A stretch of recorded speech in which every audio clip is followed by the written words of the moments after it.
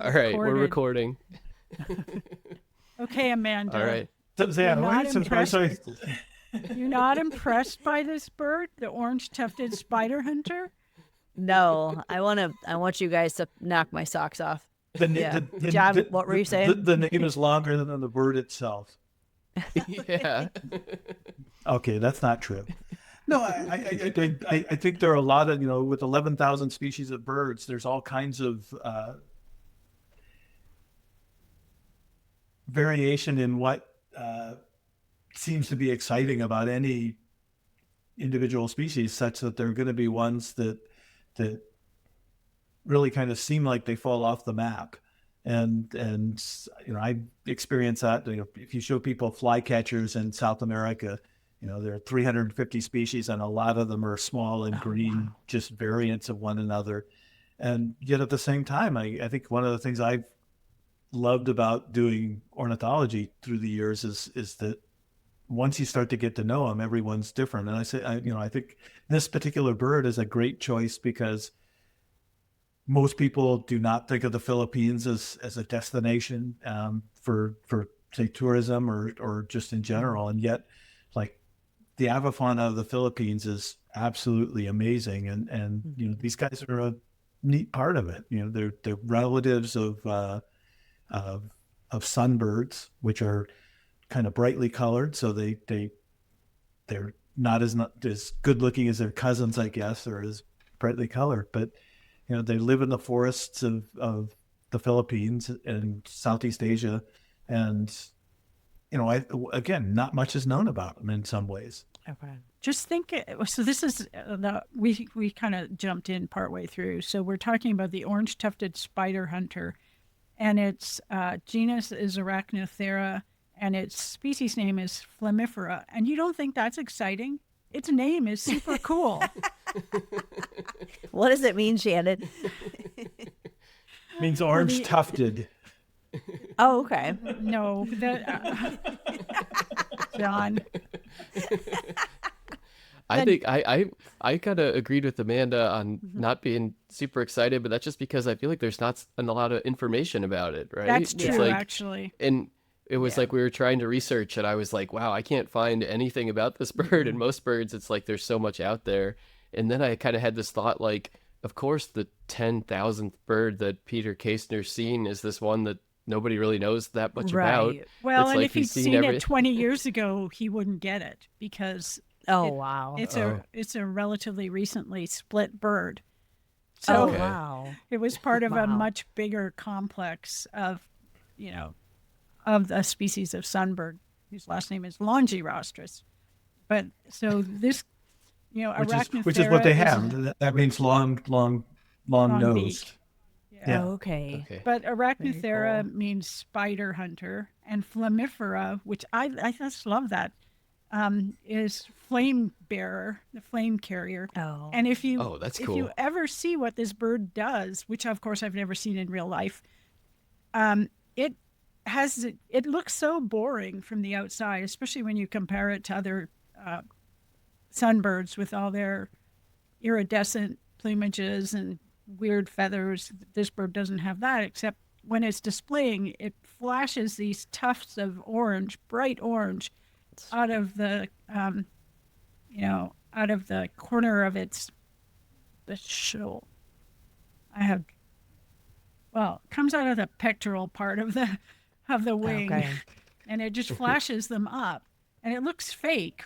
The pictures of them displaying, which admittedly are not that many, the orange looks fake. So it's cooler than you think, Amanda. No, you're right. Yeah, and you're right. There's not a lot of pictures. I only saw like a few with the tufts displayed, and I didn't see any video. I'd like to see some video. The Philippines is a big country with a lot of islands, and these things are. This bird is from the southern islands of Mindanao, being the largest, but a bunch of the smaller islands, and so they're not that easy to get to. I mean, one of the interesting things to me is one of the reasons why we know about them is the Field Museum has a collection that was made by an incredible, some people, they call him the father of Philippine conservation, a guy named D.S. Rabor, who back in the 60s with his family decided he wanted to know about the birds of the Philippines and went around and made really wonderful collections of from a lot of these islands. And those have been the basis for the kinds of things that Shannon was describing with respect to somebody coming back and suggesting that based on the morphological variation, because you can compare birds from Mindanao with birds from Luzon and the other islands across the Philippines, you can begin to see how significant the geographic variation is. And that's what led them to fully recognize Lamifera as a species in and of itself. And there's tremendous Peter amounts. Kaestner had to go see it. Yeah, there's tremendous amounts of genetic differentiation in this group of birds too. So they're old, really old. That makes them really interesting as well. They have a really complicated and interesting tree of life history. So their phylogenetic history is kind of fascinating about how do you know something's a natural group where all of the species are each other's closest relatives versus not. And so there was some confusion that happened with respect to knowing whether or not the purple, these common names, purple-naped sunbird. I'm not good with common names.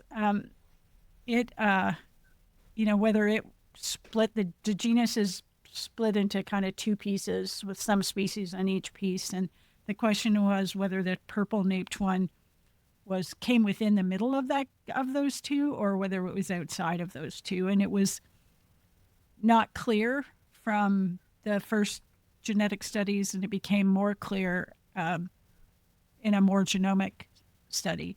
But then they have super cool tongues. So I went back and looked at Frank Gill, who is an ornithologist at the Philadelphia Academy of Science, where Jason is right now. So he's, Jason is kind of followed in his footsteps. He published a paper in 1971 on the purple-naped tongue. So you are going to get nectar out of flowers. There's lots of ways you can do it. We talked about diglossa, right, once, where you can split the corolla open and suck out the nectar, or you can do some of the things that hummingbirds and sunbirds, which are both specialized on nectar, they have to get their tongue down, their beak down into the flower to get the nectar. And so, what does that look like? It can look like a lot of things. It can look like a straw. It can look like a double tube, which is what a lot of sunbirds have. Is their tongue is flat, but then it curls up at the edges and kind of makes. So it's not a completely enclosed tube. It's like it's curled up like that, and this genus has a distinct tongue from all other nectar feeders. Wow. So, yeah, and there is really amazing pictures, not of this species, but of a different species, of it using its tongue. So the tongue for a lot of these birds is longer than the mouth, longer than the beak. Oh, wow. Because you got to stick it in, and if you're going to use it like a straw, suck it up. But there's this amazing pictures of a sunbird using its tongue to capture insects. Mm-hmm. So it's in this, there's all these midges, little tiny gnats around the bird, and it's sticking its tongue out, and on the end it has kind of like a frilly end, and it's grabbing insects out of the air with that frilly ended tongue. Like a frog almost. And just like a frog. Yeah. There you go. That's cool. There's really good pictures by the Bird Ecology Study Group. A guy named Amar Singh has these images of spectacular spiderhunter kind of flicking its tongue out of its beak to get insects. So Very cool. These are things where all this new technology with photography opens up, Oh. for these poorly known birds, people going and getting video and photos of them and learning new things. I was going to point out, Shannon was saying this group, Arachnothera, the genus that these birds are in, they're placed with the sunbirds, but they're pretty divergent from the other sunbirds. And one of the things I was interested in, coming back to my fascination with nest morphology, is sunbirds tend to build these nests that are kind of semi-globular, where there's a hole that they put in at the top that they can get into. But the spiderhunters are cup nesters. And it's interesting to think, like, why did that difference evolve? And is it related? And I could imagine it could be to the fact that they aren't very brightly colored. And so maybe they don't need to get inside a nest so that they're not as noticeable. They can actually just sit on a cup nest and incubate. But I just never thought about that before till I was reading that difference is actually there. So we have some friends who have done a lot of the work, the genetic work on this. A guy named Rob Moyle he's a curator of birds and a professor at the University of Kansas, did some early genetic work. And then Luke Campillo, who worked with John, did the more genomics work that showed that Arachnothera is a natural group, and that the purple-naped one is right outside of that, which makes these nest characteristics and tongue characteristics mark what's called a monophyletic group. So they all got it from a common ancestor. They didn't get these traits by evolving them independently. So, yeah. So, and where how are we doing? Are we making you want to go to Mindanao? I'm sold. Yes. No. So there used to be 13 subspecies of Longerostris. And it's pretty messy with no really good boundaries for most of them. The genetic work clarified a lot of that, and then created this new taxon that is the 10,000th bird that Peter Kaestner saw. And Shannon, you were saying that wasn't very long ago? No. Wow. No. So the name Flaminifera, right? No, Flaminifera. Flaminifera. What a great name. So I was looking. So that dates back to about 1878. So it's had a name for a long time, but it was considered, because again, plumage-wise, they're not radically different from some of the other members of this Longerostris complex that they were in, and so people so this happens in the tropics on a fairly regular basis with the ability to look at things with genetics and think about geography a little more. And so there have been a lot of things that have been elevated to species status just because they turn out to be, from a genetic standpoint, to been around for 3 to 4 million years in ways that are completely distinct from other populations. And I love that about diversity studies, is realizing that there are these parts of the world where you've got these forests that have been there for a long time. They're on different islands. They've been connected by change. In the Philippines, one of the things that's one of our colleagues at the Field Museum, Larry Haney, has worked on for his entire career with respect to mammals, is that there have been these fluctuations in sea level that have united groups of islands into 4 different clusters across the Philippines. And then as sea level changed, there was isolation, and birds and mammals and other groups got isolated on these different islands over time. So it's a really neat evolutionary part of the world too.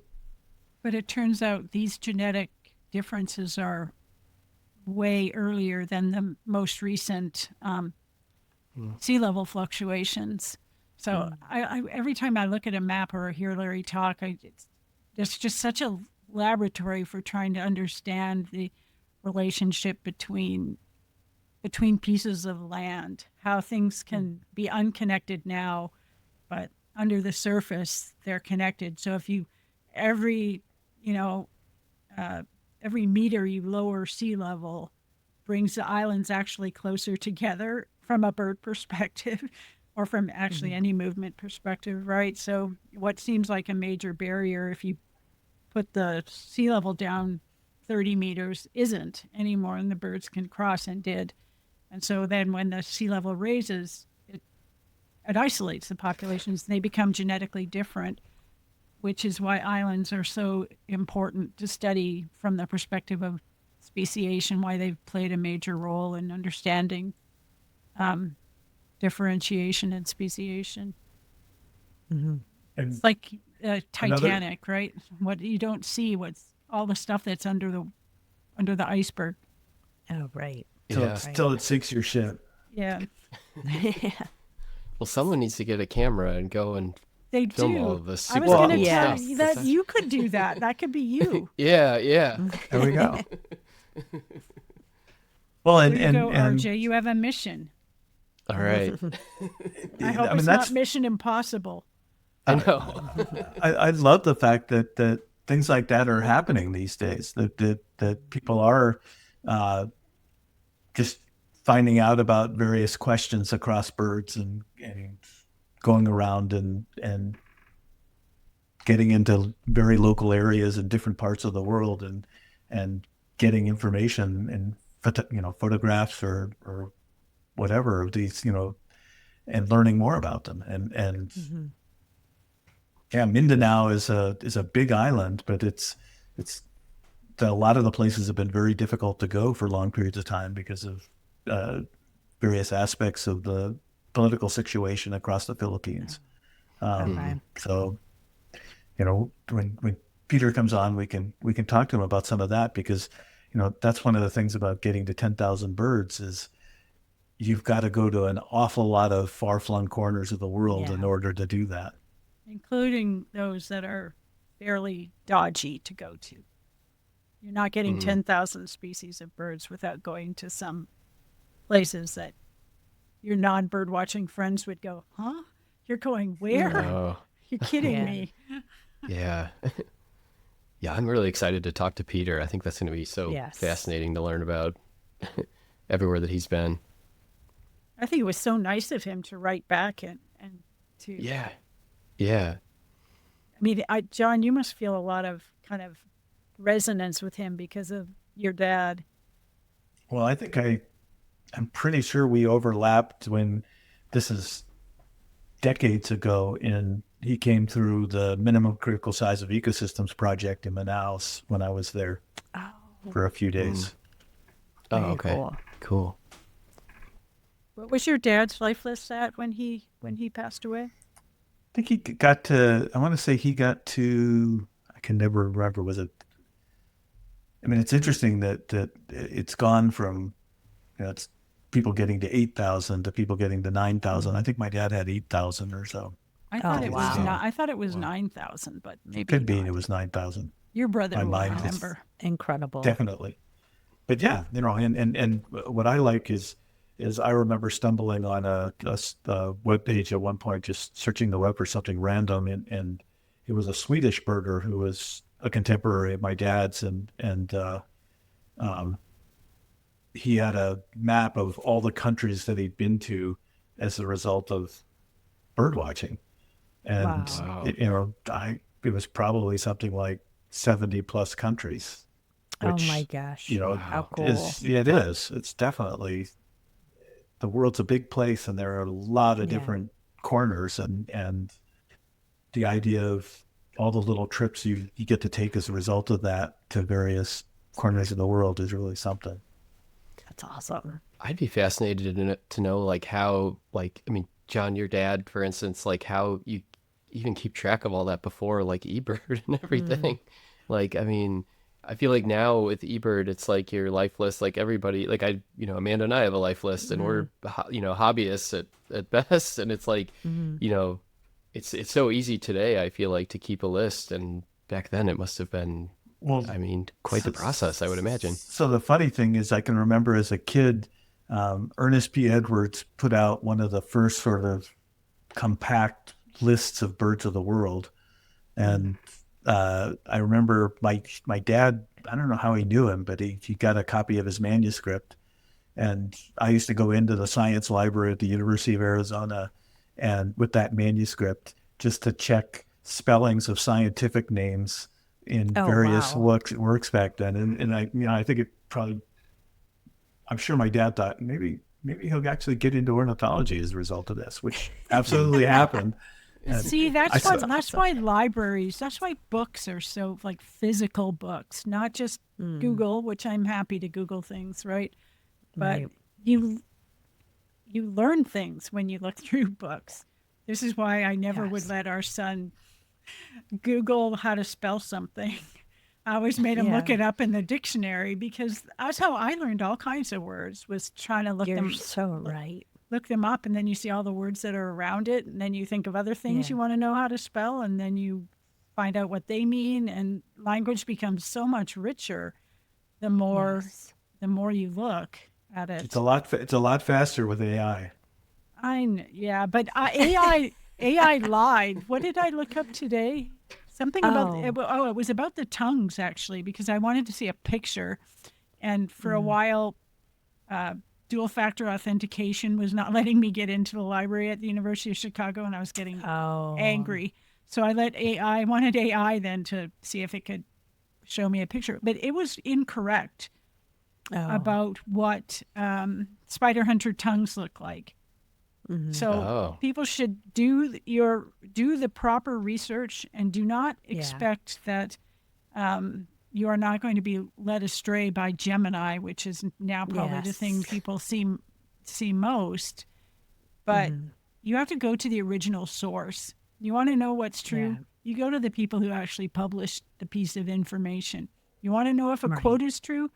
Don't rely on some doofus on social media who quoted Winston Churchill or whatever it is. Go actually look at the history, people who wrote the history books, and find the right quote. Don't beclown yourself.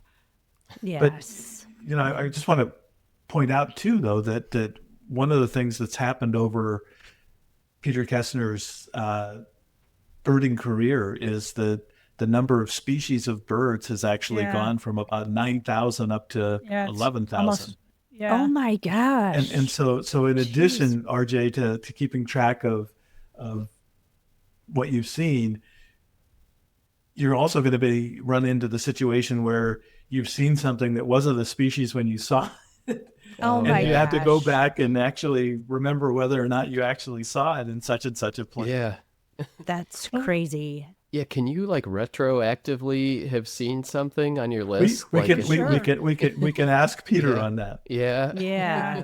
Actually, our really one of our interesting. good friends from graduate school and the University of Chicago, so from Louisiana and Chicago, is a guy named Tom Schulenberg, who's worked at Cornell now for many years and just retired. And I always loved the fact that he did a lot of field work in Peru and is one of the world's experts on South American birds. And he had a list of birds he had seen before they were described. Oh, wow. Jeez. Yeah, how do you... Yeah. That's crazy to think about. That's amazing. That Yeah. You could, yeah. You were there when somebody realized that this thing was A new. new. Wow. I mean, just think of Yeah, what so- we don't know. That's why that's why it's so great to have careers like what John and I get to do, because we get to go know things. Mm-hmm. And so I can know things. I have training to know what a good source is in ornithology, so I can go figure out that Gemini led me astray about the tongue of a spider hunter. But the reality, and that's fun, and I do that all the time. But the reality is that John and I do things that nobody knew, right? That we were a part of scientific studies where we're the first people to know these things. And that's powerful. That's so amazing. That's yeah. awesome. And that's why we like to spend time around young people, because they have so many scientific studies. They're always teaching us new things, whether that's analytically or just basic biological questions. That, we have tools we can answer all kinds of questions now that we couldn't have answered even 5 years ago. There are people all around us who are doing that every day. It's fun. That's awesome. Fund the National Science Foundation people. Contact your elected representatives and tell them what's happening to science is just unacceptable to you. Did you saw that I cut that episode into 2, Yeah. and so we have like a standalone episode all about that? Are you guys okay with the way we did that? I figured it would be nice to just have a standalone. So I guess for our listeners, if you want to hear more about kind of, the way that things have been impacted, we have a standalone episode on the cuts to the NSF and how that's impacted science and everything too. You can go and listen. Did that because a lot of people have asked me. They keep asking me how you feel, and it's a long conversation to have with people. So I'm glad. I mean, I put it on my Facebook page, and I already know a whole bunch of people from the tiny town I grew up in have already listened to it and commented. So, so we can share that, and people can kind of think about it. Think about what the cuts to science might mean for you, might mean for the world, our knowledge about the world. Humans are supposed to progress forward with knowledge, not try to revert back to where women should be barefoot and pregnant. Well, and Believe again, me, that's where we're going, Amanda. It's not even I know. No, I hear you.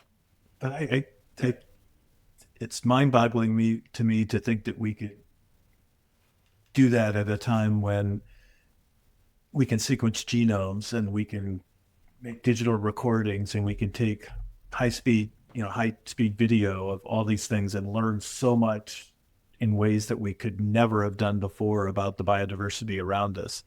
And so that's the thing. It's like, why would we want to, kneecap something like that at this point in time, given everything that's out there for the next generation of researchers to potentially study? I want somebody to go out and find orange-tufted spiderhunters and get lots of great information about them. And, if that person is a Filipino, that's terrific. Yeah. Right. Well, yeah, everybody tune in the next episode when we talk to Peter. Is going to be really excited. I'm glad we talked about the orange-tufted spiderhunter. Number 10,000. Amanda and I at least can you're not speak somewhat to it. We're not going to tell Peter. You saw a boring bird for your 10,000. Amanda thinks it's nothing.